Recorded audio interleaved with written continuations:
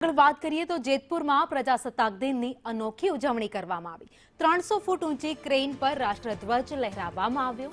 Helipad ગ્રાઉન્ડમાં પ્રજાસત્તાક દિનની ઉજવણી કરવામાં આવી। કૃષિ મંત્રી જીતુ વાઘાણીના હસ્તે ધ્વજવંદન કરાયું। 300 ફૂટ ઊંચાઈએ લહેરાતો ધ્વજ જોવા લોકો પણ ઉમટી પડ્યા હતા। તો આ દ્રશ્ય તમે જોઈ રહ્યા છો જે રાજકોટના જેતપુરના છે, જ્યાં 300 ફૂટ ઉપર રાષ્ટ્રધ્વજ લહેરાવવામાં આવ્યો।